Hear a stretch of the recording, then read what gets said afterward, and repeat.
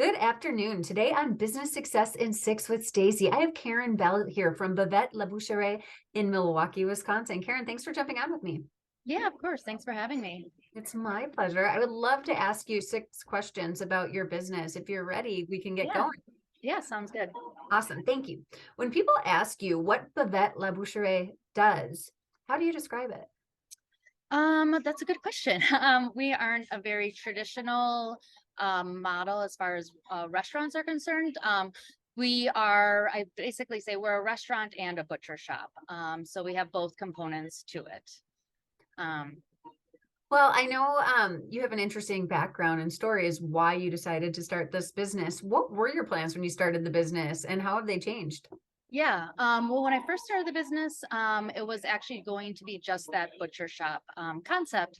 And I had recently moved back to Milwaukee. I'd lived abroad. I lived in Spain. I had a restaurant there. And after a few years of having and running a restaurant there, a very small restaurant where I did everything, I was like, I'm done with restaurants. I don't want to have another restaurant. I came back here and did some consulting work and realized I'm the type of person I'm going to work the same, whether it's my business or someone else's business. So I thought, you know what, maybe I do want to have another business again. But I really was focused on the butcher shop concept. Growing up in Milwaukee and in Wisconsin and having been gone for 20 years and then coming back, I kind of had forgotten or didn't realize what kind of bounty of agriculture and and basically, yeah, agricultural products that we had. And so that's where the idea of the butcher shop concept came into place. And I mean, at the same time, there definitely was a resurgence happening in the country of going back to like the kind of old world Sure. traditions and whole animal butchery. When I was away, I was living in Spain, and definitely there I saw and learned a lot more of kind of old world traditions and wanted to continue that and maintain that. So yeah, that's where the concept came. And then, my background has always been cooking. It's pretty much the only thing I've ever done. So the butcher shop concept was certainly new to me. And I did want to do the whole animal butchery so that we could be sustainable. We could Mhm. source products, source the animals from local farms and use up the whole animal.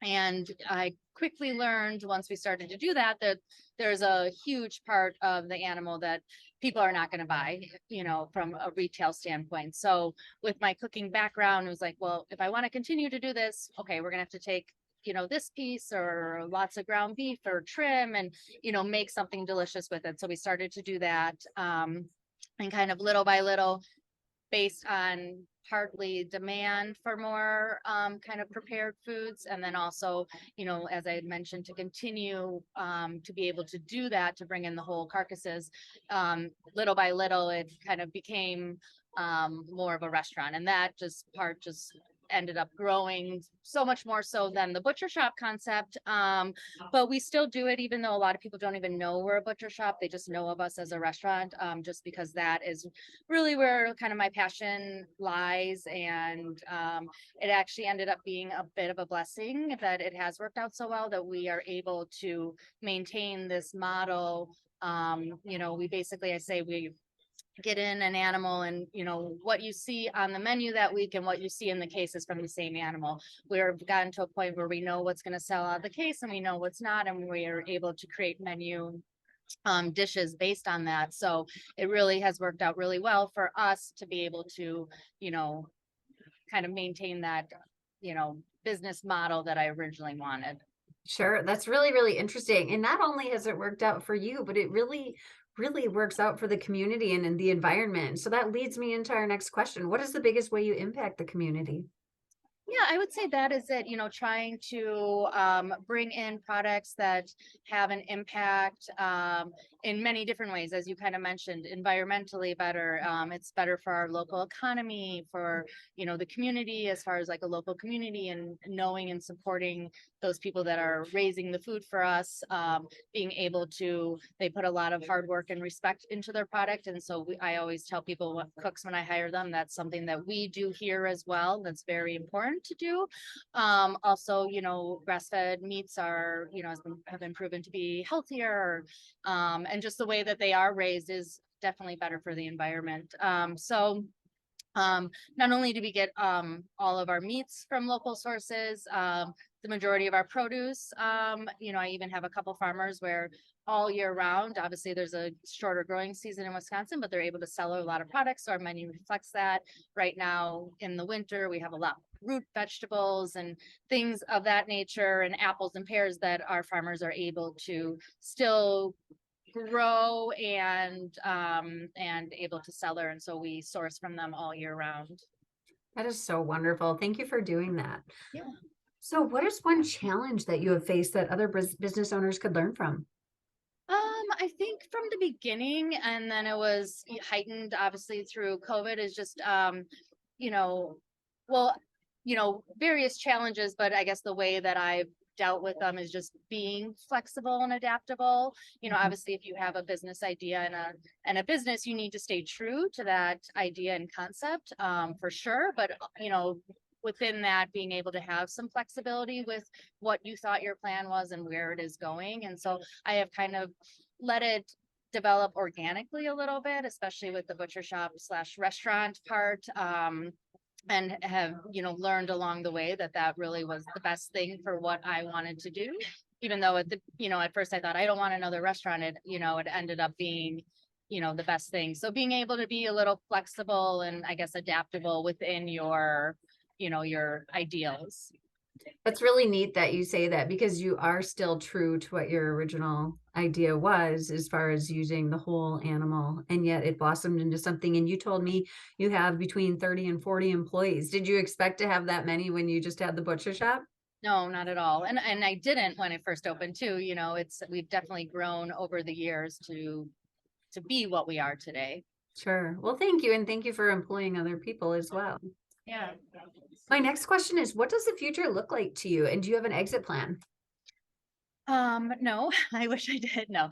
As I kind of just mentioned, we've grown quite a bit, and within the last year, we've moved to a newer, larger location.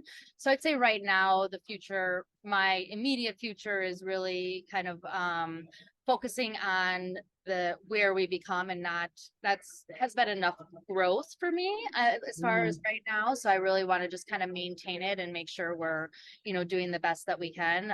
Within that, I'm always trying to push our boundaries as far as like creativity and the experience that we're delivering to the guest and overall experience. So really focusing on that is kind of my future. Absolutely. Congratulations on opening that bigger space. My final question is, all subjects open, what inspires you most? I think, well, within my industry, as far as what I do, cooking, I think colleagues inspire me the most. When I see what other people are doing and the amazing, products and food and dishes that are out there and just experiences. And every time I go out to eat and travel, I'm inspired to do more in my own restaurant. It really gets me excited to see what other people are doing, and that I want to make my place the best that it can be. And and then I think what inspires me personally is being a mom. I have a 2.5-year-old, so it's still new, and just seeing the world through a child's eyes, and it makes me want to be a better person and the best version of myself. So that really inspires me. That's beautiful. Well, thank you so much. If somebody wants to visit you, Bavette La Boucherie, pronounce it. You tell me. Bavette La Boucherie, yeah. Thank you. If somebody wants to visit you in your restaurant, what's the best way for them to do so? Yeah, I mean, we do take walk-ins, but reservations are highly recommended, especially weekends. But yeah, you can visit the website to make a reservation or just kind of see what we're doing. There's BavetteLaBoucherie.com, all spelled out. Yeah. So Wonderful. And are you also on social media? we are. You can follow us at Bavette Butcher. Very cool. Thank you so much for your time today. Good luck in 2023 and take care of that little one. Okay, I will. Thank you. Thank you.